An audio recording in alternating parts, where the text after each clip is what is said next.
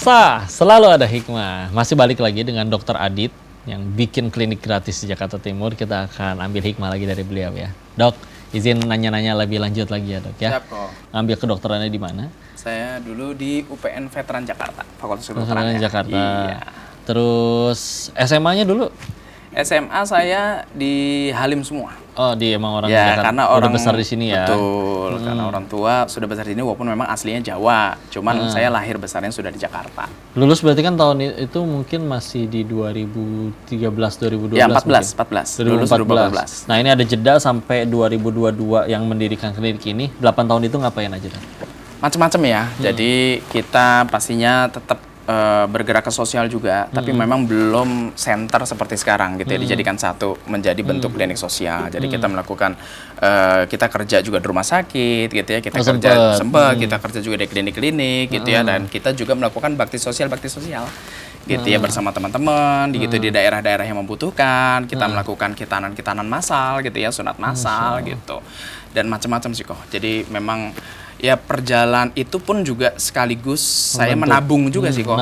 Ya menabung untuk membangun ini gitu. Karena kan memang biayanya tadi ya cukup besar. Sampai kalau saya baca di medsos gitu ya, sampai ada yang komen, saya baru baca sejujurnya gitu ya. Pada saat saya baca ada yang komen begini kok.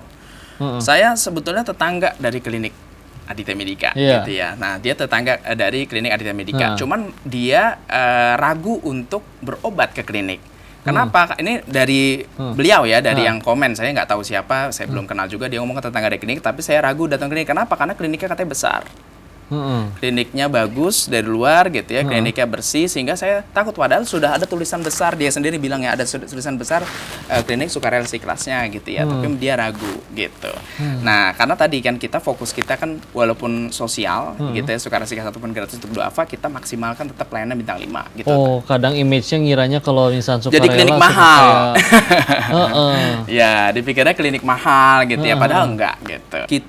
Saya juga briefing ke tim dari awal ini berdiri.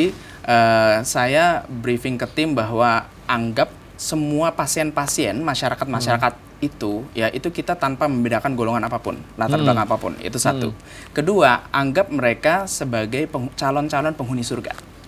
Gitu. Kenapa? Karena kita tahu bersama ya kok ya, hadis-hadisnya juga sudah banyak, hadis-hadis sahih gitu ya. Bagaimana kalau kita sakit itu sebetulnya kita digugurkan dosa-dosanya. Betul. Gitu kan. Terus ada sebuah riwayat juga, kalau ada wanita gitu ya yang sakit ayan gitu ya, kalau sekarang epilepsi, kejang-kejang gitu ya, lalu dia datang ke Rasulullah gitu kan, lalu dia minta untuk didoakan. Nah, lalu Rasulullah dikasihkan opsi kan, bisa langsung didoakan gitu ya. Nah, tapi kalau misalnya dia bersabar, tetap ikhtiar, dia tetap mencari kesembuhan gitu ya, ikhtiar ke dokter mungkin pada zaman itu ya segala macamnya, tapi dia bersabar, insya Allah jaminannya surga. Betul, gitu kan. Nah, tapi akhirnya si wanita yang ayan ini memilih gitu kan, memilih untuk ya udah didoakan saja untuk doa yang lain gitu kan, supaya pada saat dia kumat biasanya dia auratnya tersingkap. Betul. Jadi aslinya karena ada alasan itu. Betul, akhirnya didoakan Rasulullah itu gitu ya, akhirnya ya selama seumur hidupnya dia tidak pernah tersingkap lagi auratnya. Respon keluarga, orang tua gimana waktu tahu gini? Alhamdulillah. Nanti kamu cuannya dari mana nak? Gitu. Gimana? Ditanya. Alhamdulillah orang tua secara umum support gitu ya, karena kan kita memang hidup di dunia ini sementara ya kok ya. Gitu. Jadi karena kita hidup dunia ini sementara, jadi bagaimana kita memaksimalkan seperti yang Rasulullah juga sudah sabdakan ya kok ya, bahwa sebaik-baik manusia itu adalah manusia yang paling bermanfaat gitu ya untuk sesama. Nah, kita menjadi fokus di situ juga kok. Terus ada nggak yang cara pembayarannya misalkan unik? Saya memang nggak ada uang, tapi tetap saya emang nggak mau seikhlasnya, nggak mau sukarela. Tapi adanya misalkan sayur nih, buah, tuker dah barter sama lobak 2 kilo misalkan gitu. Betul, ada kok. Ada yang kayak macam-macam. Jadi sayur ada, buah-buahan ada gitu ya, kue, dia bikin kue di rumah gitu ya, bikin kue di rumah. Bahkan ada yang unik kok gitu. Ada yang unik itu pasien itu datang pada saat jam sudah mau tutup kok. Tutupnya jam berapa memang? Tutup kita jam 10 malam. Terus? Ya, tutup jam 10 malam, dia datang, dia membawa anaknya kejang demam. Kejang-kejang demam tinggi.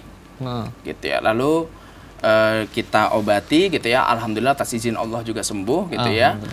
Nah, tapi dia nggak punya uang. Dia ngomong gitu, tapi saya tidak punya uang gitu. Ya udah kita nggak apa-apa, Bu, gitu. Boleh pulang. Kalau mau Ibu bayar pakai doa, alhamdulillah juga gitu kan. Nah, akhirnya tapi dia ngotot kok. tapi saya tetap Pengen bayar, nggak betul mau. pengen bayar pakai apapun gitu ya. Saya bilang nggak perlu gitu loh, karena memang kita konsepnya sepertinya suka kasih kelasnya gitu kan, bahkan gratis dulu apa gitu ya, ataupun nggak punya uang ya gratis juga Iya. gitu. Jadi Gimana silakan Bu, dong nggak akhirnya apa-apa. dia?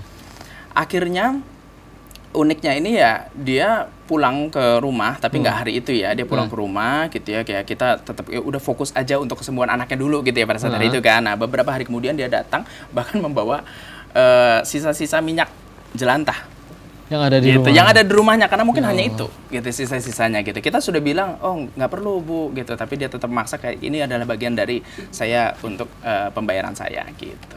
Masya Allah, tetap ada yang pengen tetap Tetap ada. nggak mau ya. Bahkan ya Masya Allah, sampai ingin timbal minyak balik. jelantah pun yang ada di rumah pun dia bawa juga. Gitu. Tapi Masya Allah, dua-duanya jadi kebaikan itu di sisi Alhamdulillah. Allah. Nah pemirsa, masih banyak inspirasi yang bakal kita ambil dari Dokter Adit. Tapi jangan kemana-mana, kita jeda sebentar, tetap di Selalu Ada Hikmah. Jadi kita memang mengisi materi-materi kajian gitu ya, kajian Islami atau mungkin tentang kesehatan gitu ya, webinar-webinar gitu ya. Dan ini memang sama konsepnya seperti klinik juga sama kok, dalam arti tidak ada tarif.